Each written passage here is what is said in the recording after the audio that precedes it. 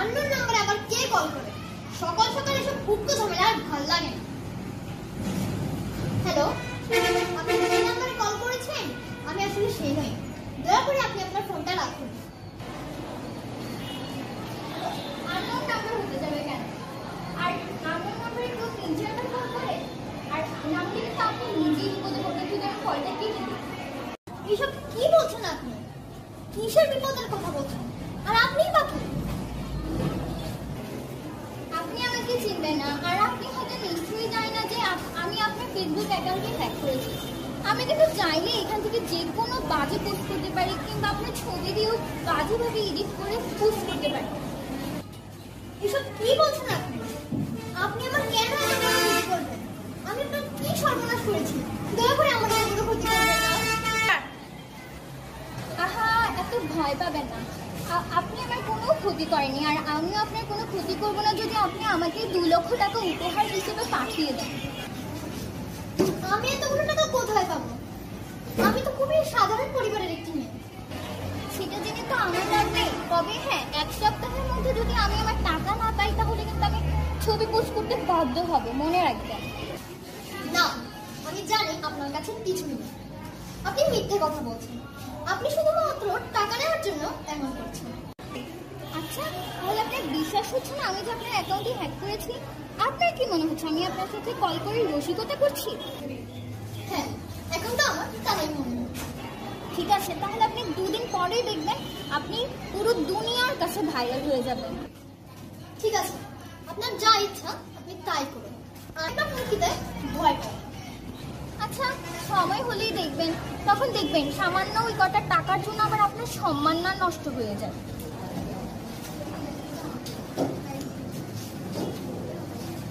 এতক্ষণ কার সাথে কথা বলছিস? এনে তো খাবার খা।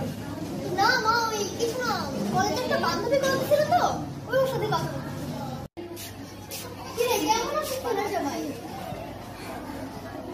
তোরা সবাই আমাকে নিয়ে হাসছিস কেন? আমাকে কি আদব করার মতো দেখাচ্ছিস?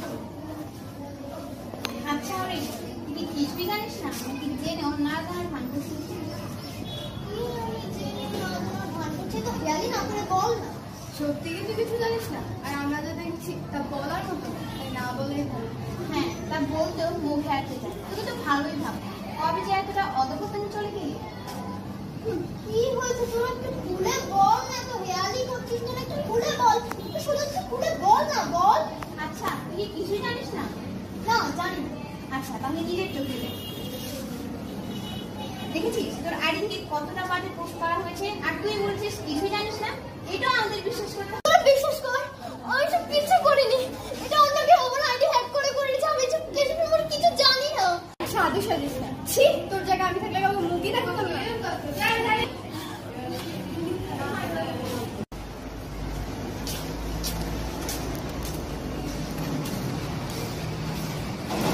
কি রে, আজকে যে গিয়ে চলে আসলি, ক্লাস করবি না? না মা, আজকে শরীরটা ভালো লাগছে না, তাই জন্য চলে আসি।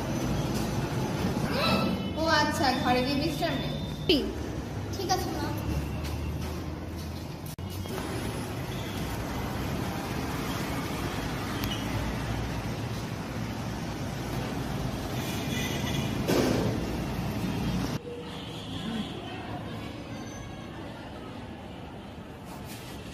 হ্যালো, আমি কিন্তু আপনাকে চিনতে পেরেছি, আর আমি জানতাম আপনি আমাকে কল করবেন, আর আমি কিন্তু আপনার কলের অপেক্ষায় ছিলাম। তো কেমন লাগলো আমার সারপ্রাইজ? ভালো না? আপনি আমার এত বড় সর্বনাশ কেন করলেন? এবার আমি সমাজের সামনে আমার মুখ দেখাবো কি করে? আমি তো আপনাকে আগেই সাবধান করেছিলাম, কিন্তু তখন তো আপনি আমার কোনো কথাই বিশ্বাস করলেন না, তাই আমার এমনটা করতে হলো। আপনি জানেন না আপনি আমার কত বড় সর্বনাশ করলেন। জসিম ভাই, কি ব্যাপার? আপনার মেয়ে তো ভালোই জানতাম, কিন্তু এখন কি দেখছি? কি হয়েছে? আমার মেয়ে কি করছে? কি বলছেন? আপনি জানেন না আপনার মেয়ের মোবাইল থেকে এত বাজে পোস্ট করা হয়েছে যা বলার মতো না। ভাই, আপনি কি বলছেন? আমাকে বুঝিয়ে বলেন। আপনি নিজেই দেখিন। ভাই, আপনি ঠিক আছেন? অরেঞ্জ, তুই ঘরে থাক, আমি বাহির থেকে আসছি। ঠিক আছে। কি রে, আমি তো ভাবি না নিজের মেয়েরা এত ভালোবাসতো, তাহলে আজ এসব কি দেখছি? হ্যাঁ, এত লেখাপড়া করে কি লাভ? সেই তো মেয়েটা নষ্ট হয়েই গেল। ঠিকই বলছেন ভাবি, মেয়ের দিকে तो বুঝেই যায় না মেয়ের পেটে পেটে এত শয়তানি। তোমরা আমার মেয়েকে নিয়ে এসব কি বলছো? কি আর বলবো, আপনার মেয়েকে কিছু বলার মতো ভাষা রেখেছে আর? কেন আমার মেয়ে কি করেছে? কি আর করবে, আপনার মোবাইল দেখেন না, আপনার মেয়ের মোবাইল থেকে যত বাজে বাজে পোস্ট হয়েছে, ঠিক যা বলার মতো ভাষা নেই আমাদের। কেন, কি হয়েছে? কি পোস্ট হয়েছে আমাকে দেখাও। নিন, আপনি নিজেই দেখে নিন।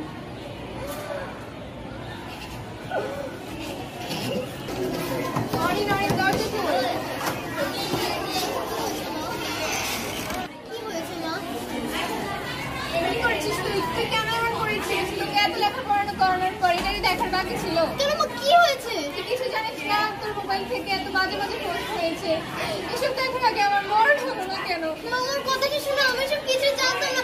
ওই লোকটা আমার আইডি হ্যাক করে এসব উল্টোপাল্টা পোস্ট করে নিয়েছে। মা, আমার কোনো দোষ নেই মা, আপনি বিশ্বাস করো মা। তুই আমাকে আগে বলিসনি কেন? কারণ আমি ভেবেছিলাম তুমি জানলে তোমরা অসুস্থ হয়ে যাবে, আর আমি বুঝতে পারি যে এত কিছু হয়ে যাবে মা। তুমি আমাকে বিশ্বাস করো মা। আজকে যে ঘটনাগুলো ঘটলো এসবের জন্য সবকিছু তুই দায়ী। আর তখন জানলে হয়তো আমি অসুস্থ হয়ে যেতাম। এখন তো আমাদের মৃত্যু ছাড়া কোনো উপায় নেই। মা, তুমি বিশ্বাস করো আমার তোর কথাটা। না আগে আমি তো কোনো কথাই শুনতে চাই না। মা, তুই বেঁচে আছিস কেন এখন? ছিস লজ্জা লজ্জা। আইনা মা, আইনা মা, আইনা মা। তোমার মেয়ে তো না, তুমি মুখ দেখাতে পারছো না, রাস্তাঘাটে মানুষ দেখলে কি বলবে? এসব কিছু আমি কিছুই জানি না। এসব তোমার মেয়ে করেছে। ওকে আমার মেয়ে বলবে না, ও আমার মেয়ে না তো। কোথায় সে? ওর রুমে। আরে দরজা খোল। আরে চুপ চুপ কর তুই। তোর কারণে আজ আমি সমাজে কাউকে মুখ দেখাতে পারছি না। এত কিছু ঘটিয়ে আমার মুখে মুখে তর্ক করছিস? বাবা, আমার কথাটা একটু শোনো বাবা। ছি, বাবা হয় কিনা যে এসব দিন দেখতে হবে, আমি তো কখনো কল্পনা করি। বাবা, তুমি আমার কথাটা একটু শোনো। আর তুই কথা বলবে না? আচ্ছা তুই বিষ খাবি, না হলে আমি বিষ খাবো। বাবা, তুই তো নির্লজ্জ হলি কবে থেকে? আমি তো কখনো ভাবতে পারিনি যে আমার মেয়ে এমন করবে। বাবা, আমার কথাটা একটু আর শোনো। ওই করে বিষ রাখা আছে, যা গিয়ে খেয়ে আমাকে শান্তি দে। বাবা, আমার কথাটা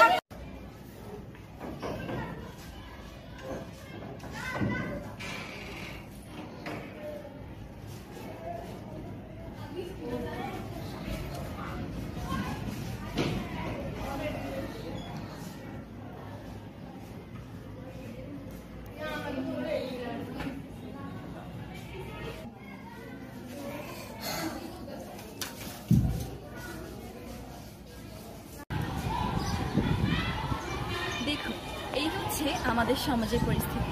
কিছু নিম্নমনের এবং নিকৃষ্ট মনের মানুষদের জন্যই আজ ঝরে যাচ্ছে কিছু নিরীহ মানুষদের প্রাণ। তাই এই সমস্যায় পড়ার আগে আমাদের কিছু নিয়মাবলী মেনে চলতে হবে। যেমন আমাদের যে কোনো আইডির পাসওয়ার্ড প্রতিদিন পরিবর্তন এবং নতুন করে তোলার চেষ্টা করতে হবে। ব্যক্তিগত বা গোপনীয় তথ্য যেমন পিনকোড বা পাসওয়ার্ড কারোর সাথে শেয়ার করা যাবে না। সকল ডিজিটাল প্ল্যাটফর্মে একই পাসওয়ার্ড ব্যবহার করা যাবে না। কম্পিউটার সফটওয়্যার এবং মোবাইল অ্যাপ্লিকেশন সফটওয়্যারগুলো নিয়মিত আপডেট করতে হবে। 3 টু ফ্যাক্টর অথেন্টিফিকেশন সবসময় চালু রাখতে হবে। অপরাধের মাত্রা দিন দিন বাড়তে থাকলে অবশ্যই আমাদের জিডি পদক্ষেপ নিতে হবে। 3 যে কোনো সামাজিক যোগাযোগ সাইটে কোনো অতিরিক্ত ছবি বা ভিডিও পোস্ট করা যাবে না। আর এই পদক্ষেপগুলো মেনে চললে আশা করা যায় যে ভবিষ্যতে আর কোনো নিরাপদ মানুষের প্রাণ ঝরে পড়বে না। ধন্যবাদ সবাইকে। আসসালামু আলাইকুম।